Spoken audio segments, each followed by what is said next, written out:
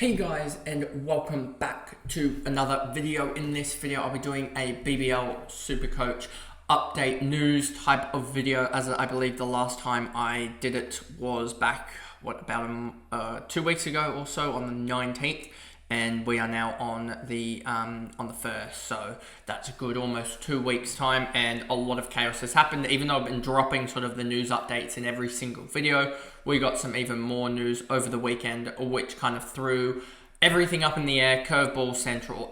So yeah, we'll get to that news and sort of my thoughts on it, and how it's going to sort of come out a little bit in the next little bit, and how I think also we have to just be on the ball with a lot of the with the test selections and stuff like that, as well as the players going to be let go, etc. And we probably have to really take riskless options here and really not risk it, etc. But anyway, let's just jump into the video here. So obviously, I think JG is a really good in terms of like the last getting the news out quickly, or at least quoting it. So here, let's just start. So the first one was probably I highlighted a little bit, but Jai Richardson, he had injured his shoulder in the celebrations with that high five, and then came back and bowled 28 overs after the injury scare. So that was really good to see with Richo, that he, yes, injury prone as hell, like absolutely injury prone, but he did come back and bowl, which was really good, and is bowling in pretty good form. So yeah, really good to see that. I just want to go back any further. Here's the his projected Sydney Sixers lineup, which could absolutely cause chaos here if what I think is going to occur. And 1, 2, 3, 4. He has he doesn't have. Wow, 1, 2. Yeah, okay, that makes sense. And I think, and you'll see what I mean here when I get to it in a second. I just want to go back even further. This is about the Josh Brown news, which we kind of covered, and I think that's about it. I think this is AFL Draft Watch.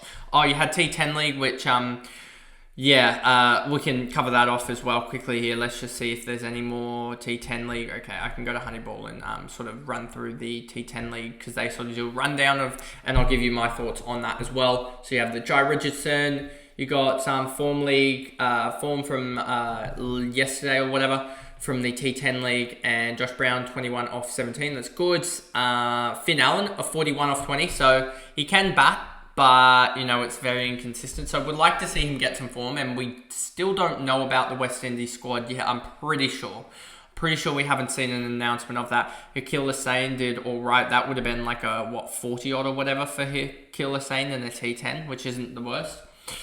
Finn Allen, 41 off 20, not Fabian. Finn Allen 41 off 20. That makes more sense now thinking about it. And Fabian Allen 4 off 2 and a none for 5. That could only be about 5 points. So just shows you how inconsistent he is, and would like to see some more form, and him just batting more. Then we go back further. I think this has obviously the Siddle going to the Stars.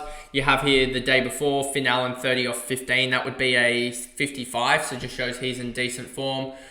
Shane Rutherford, decent form. Josh Brown, not in the best. And then Stoinis, DMB, or a double DMB. And then before that as well, you had this one as well. The ball, Stoinis first baller, and Tim David scored some runs. Colin Munro did as well.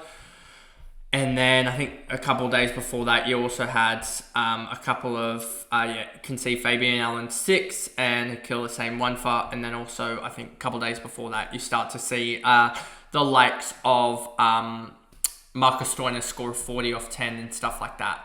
You can see also Shane Rutherford, Stoinis here, Stoinis there, etc., etc. So I think that's that one done. So let's get on to the Siddle news, and then after about 5 or so minutes, I will another 5 or so minutes, I'll switch over to the spreadsheet and just show you how that sort of impacts it as well. This is all AFL draft stuff, but anyway, going up here. Here's the Melbourne Stars pending sort of fitness, etc., what he expects, and then we just look off this. Unavailable, so depth Kellaway, and if you think about that, if Maxwell's cooked and Webster's cooked, then they probably have to go with Brody, Couch, and Kellaway, to be honest with you. Stoinis bats 4, Cartwright 5, Harper 6, Curran 7. I would think maybe that's actually a really strong lineup in itself, I think. Batting wise, Harper at 6 isn't the worst. So yeah, I think they could run with that if both Webster and Maxwell are unavailable, which I think is a fair chance that is what's going to happen, given that they do have the test match coming up. And yeah, I think they'll want to hold Webster over. I don't think they'll want to play him. I don't think they'll release him for the, especially if he plays the second test match. I don't expect them to release him. The Sixers lineup and how that impacts with with the likes of Sean Abbott now called up as well. We'll get to that and all the call-ups there in a second. And how that sort of impacts. And you see here, Curtis Patterson and Joel Davis are probably fighting out as we'll see how that goes in terms of that. You have all that. And then Cartwright coming into contention, given that he can bowl, and he did bowl a little bit for WA, and can he bowl? But I just think that they'll probably go Kellaway. If both Maxwell and Webster are unavailable, they'll go Kellaway and also the likes of Brody Couch, as I said. And it probably makes Curran an even more sort of known product, and probably the VC for most. And then you just see Josh Brown, probably a little bit of a poor run. So it feels like he should be priced higher, given his finals performances. But then again, it's like, do you really think that its form can be swung around quite quickly in T20 cricket? Like, we're talking about Jake Fraser-McGurk and Josh Brown out of form. But also at the same time, you're like, for batters, it is crucial in SuperCoach because their scoring is generally lower. It's a 12% shift to the bowlers, and you don't really want to be picking an out of form batsman, especially on field. And then you have here, we talked about Scotty Boland. So let's just go through this here. You've got Scotty Boland, that's probably going to play. You got Bo Webster, that's cover for the likes of Stoinis that we talked about. Oh, sorry, not Stoinis. I was thinking about 5 different things for Marsh. Sorry. And then you've got Sean Abbott and also Brendan Doggett called up as sort of covering players for that Hazelwood spot as well. If Scotty Boland isn't right, but Scotty Boland is Scotty Boland. I expect Scotty to play 2 or 3 tests because we know that side strains generally are 4 to 6 weeks. So Scotty Boland's cooked for the Melbourne Stars. And I think the Peter Siddle being picked up by the Stars is he could be interesting. I don't know what he's going to be priced at. We don't know the SuperCoach pricing mechanism isn't transparent. So we don't know if he's going to be 74 or 90k. But if he is 74k, I expect him to play every game, given I think that he's a better quality than Brody Couch.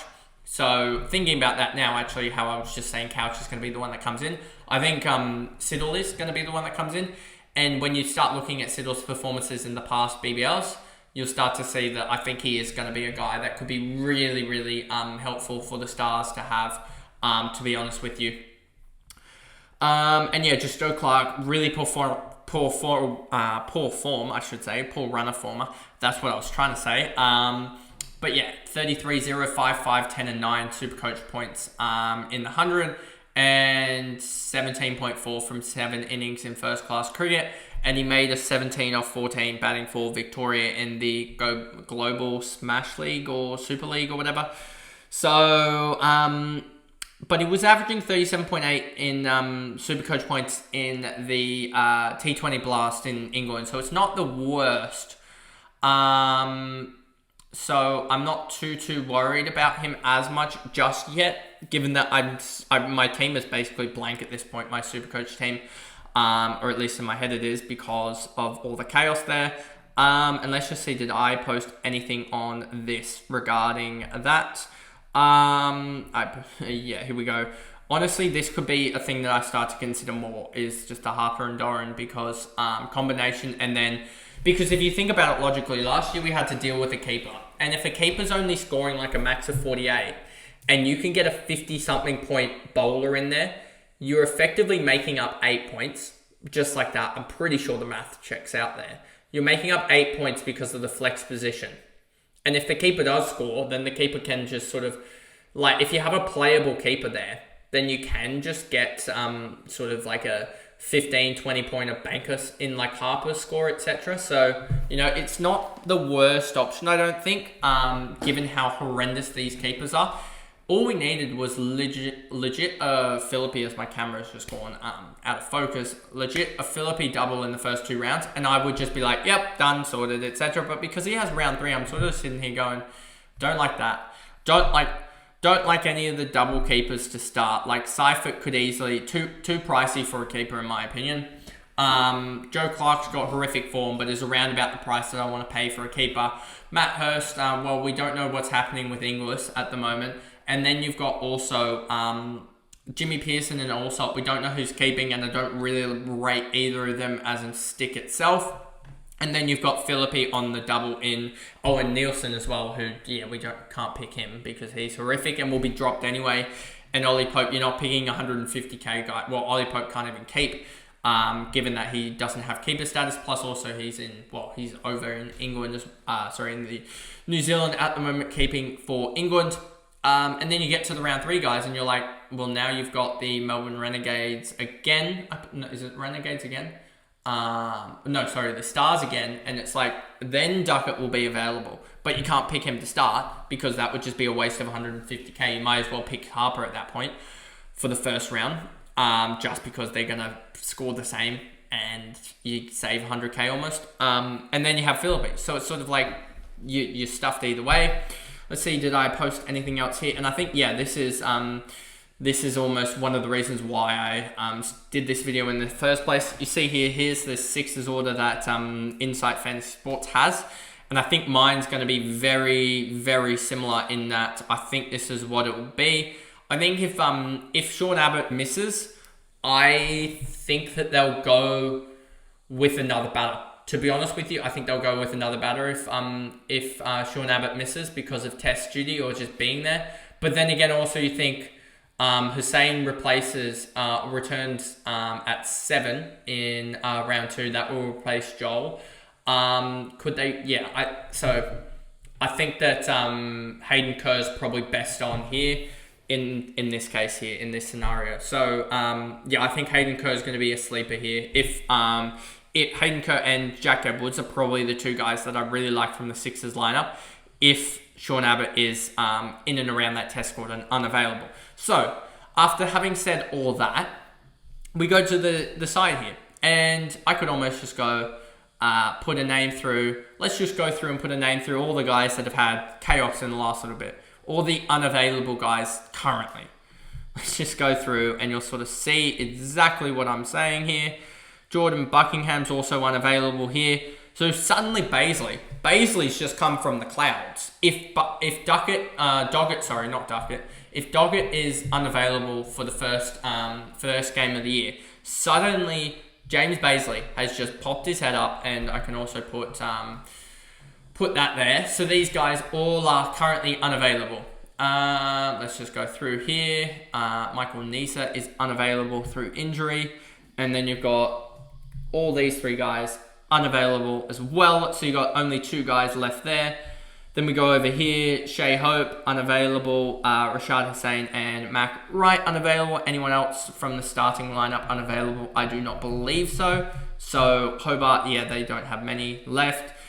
And then you've got Will Sutherland currently unavailable. You would have Nathan Lyon currently unavailable. And also Jacob Bethel unavailable. So this is why I was sort of saying Melbourne Renegades need someone. They legit have, 1 guy remaining on the bench. So they already have the thinnest squad and they've already got 3 guys not available. Let's go over to Melbourne because Melbourne have a lot of guys unavailable. Let's just go like that because Scotty Boland, especially with Hazelwood's injury, isn't going to be released, I don't think now. I don't think you can warrant saying that he's going to be released. And then you've got also that there. Okay, so sorry about that. Had an interruption. So obviously talked about the Melbourne Renegades, Melbourne Stars here, Webster, Maxwell unavailable at the moment, and then you have the 3 in Duckett, Mir, and Boland. They're going to be unavailable, I suspect, as well early on. So that means that 2 slots here, and we sort of expect this to sort of bump up 1, and then to have a bowler hit as well. But given that they basically have Campbell Callaway and that's it, unless Milo gets a game. Perth's pretty fit now thinking of it, especially their predicted 11, or at least they haven't had anyone come down from their predicted 11. It's just their all-rounders in Connolly and Agar, which means that Turner probably gets a better run at it. Sydney, as you see here, Abbott's got a strike through as well, and how that's going to be replaced. And then Lockie Ferguson, the only one from Sydney Thunder, I think, as well as Jason Sanger on the bench, but Jason's their backup bat. Anyway, I mean, Gilks might even be ahead of him anyway, so I'm probably going to cut it there, as I've got people in the background as well now, so don't want to get them on the video here, but that's pretty much the video there, and just sort of talking through the news for the week. But anyway, if you did enjoy that, remember to like and subscribe to the notification bell on so you know when I upload, and I'll see you guys in the next video. Bye guys.